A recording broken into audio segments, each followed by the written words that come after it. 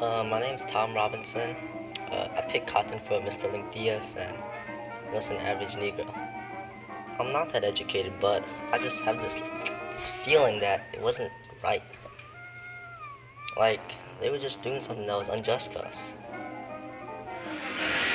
Dang! Honey, we still got a chance. Atticus still has the upper courts he can appeal to. I think it's very unfair that he was convicted for doing something that he didn't do just because he's black. I feel outright trampled on. I feel like my rights were not taken into account. I just feel like the white men are being unfair to us. No, there's no chance. At least not in this world. Those white men are never going to choose a Negro over their own. I hope my baby girl will never have to do what I'm going to. Well, here's the paper if you still want it. My name is Helen Robinson, and I am Tom Robinson's wife. Wait, Helen, before I went to court, Atticus said something about Jim Crow laws. How the Supreme Court decided that we ain't good enough to be like white folk, that we gotta be separate. Black man can't find shelter in Macon's court. How can he find shelter in a court of appeals? I just hope my grandchildren never have to live in these conditions.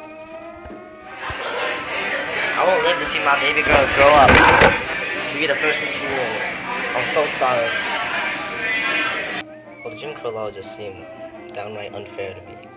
The only thing different from me and a white man is skin color. Nothing else. So why should we be segregated?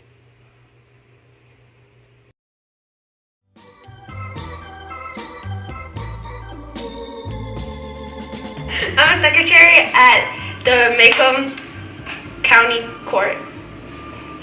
Obviously, Janice, as she is willing to go against the flow of society, which has a very awful mindset, and I hope that in the future she will have great success. I answer calls and file papers, but that's all they can give me because I'm a woman and I'm black, so. Hello? Hey honey, working at the courts was so interesting. My law school hasn't paid off yet.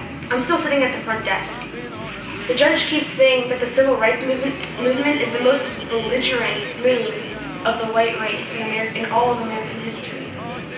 He says he's not letting any black, let alone a woman, work at the courts.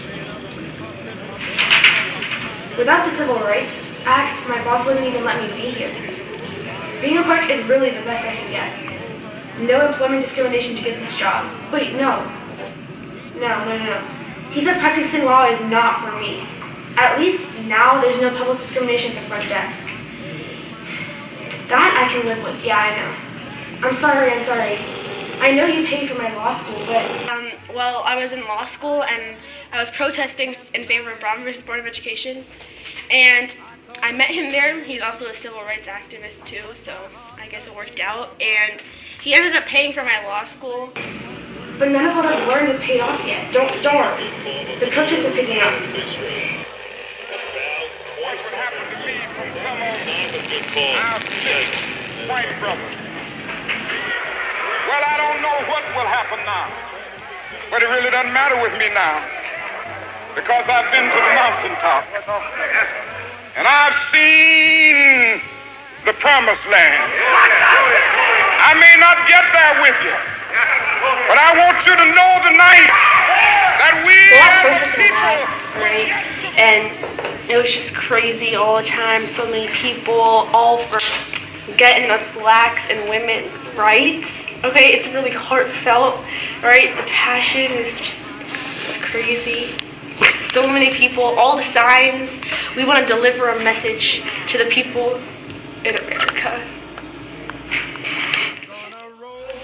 I was protesting in favor of Brown versus Board of Education because I just want desegregation in schools. I just want black people and white people to be able to go to the same school. My son, alright? I want my son to be able to go to school with black people and white people, not just only black people.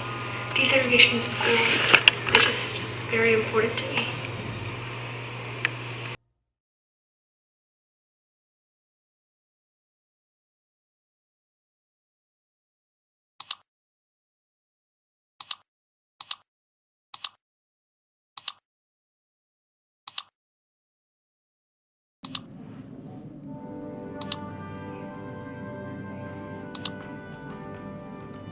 is John Martin Robinson Evans.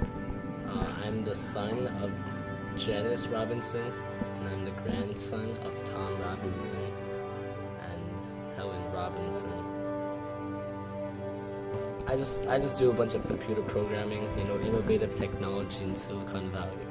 I went to Stanford University and I got my degree in computer science and graphic design, and I'm the leading billionaire in technology design, and now I've just come back and make home, to bring it back home, bring it back to the community.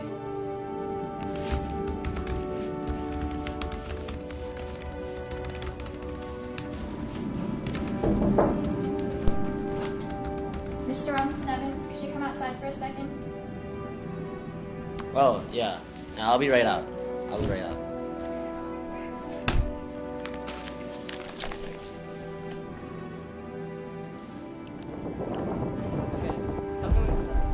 My mom grew up here.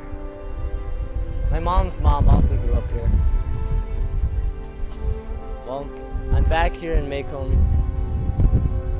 where I'm putting my company from Silicon Valley and putting the headquarters here so we can bring Macomb to the forefront of American innovation and advanced technology.